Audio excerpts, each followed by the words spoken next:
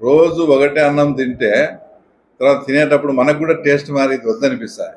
ఇట్లా మీరు 78 నుంచి ఒకటే కుటుంబానికి వేస్తా అంటే ఇంకా మీకు ఇప్పటికీ కూడా నా కుటుంబానికి వ్యతిరేకంగా వేయాలనే ఆలోచన ఇప్పుడు రావడం. అంటే రైతులు ఏదైనా పంట సరిగా పండకుంటే ఏగిలి మార్చినట్టు మీరు కూడా తప్పకుండా ఈసారి ఏదైతే వైఎస్ఆర్కు అభిమానంగా వేస్తున్నారో వాళ్ళు ఏగిలి మార్చినట్టు ఈసారి మార్పు చేయండి. పులివెందుల మండలాన్ని అత్యద్భుతంగా వీళ్ళ కోరిక మేరకు ఈరోజు చెప్పినారు. ఎర్రవల్లి చెరువు కానీ మిగతా ఇష్యూలు కానీ అన్నీ కూడా తీస్తాం. ఇంకొక విషయం, ఈరోజు రాజమల్లు స్టేట్మెంట్ ఇచ్చాడని విన్నా.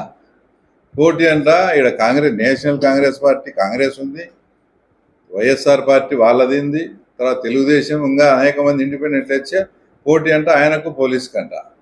అంటే ఎవరన్నా ఇదే ఎక్కడ హైదరాబాద్లో ఉన్నాడు మా మిత్రుడు శంకరెడ్డి, ఇదే స్థానిక సంస్థల ఎలక్షన్స్లో మా మండలంలో సింహాద్రిపురంలో ఆయన బయట రోడ్డు మీద కుర్చీ వేసుకొని కూర్చొని వచ్చినట్టు చించుతా పోయినాడు లాస్ట్ 5 ఏళ్ళ కిందట. అట్లా మీరు చేసి మేము ఇంకా అట్లా చేయలేదనే మీరు అసలు ఎందుకు ఈ ప్రస్తావన పోలీసుది? ఇది ఎక్కడన్నా ఒక చిన్న క్రైమ్ జరిగిందా?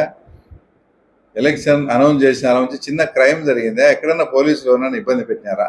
ఎందుకు ఇట్లాంటి మాటలన్నీ?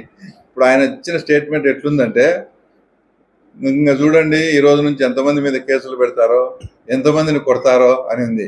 ఇవన్నీ నిజంగానే అలాగే చేయాలని ఎవరన్నా మా కార్యకర్తలు కానీ ఎవరన్నా కొడితే మటుకు దానికి రాచమల్లి ప్రసాద్ రెడ్డే బాధ్యత. ఎందుకంటే అతనే ఒక ఆలోచన కల్పిస్తున్నాడు.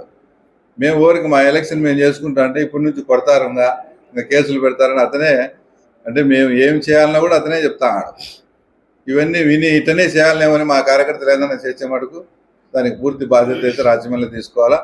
తప్పకుండా పాతోళ్ళు మా వాళ్ళందరి సహకారంతో, కొత్తగా చేరిన వీళ్ళ సహకారంతో తప్పకుండా ఈ ఎలక్షన్ అయితే అద్భుతంగా చేసుకొని తప్పకుండా ఎలక్షన్ గెలవబోతాం.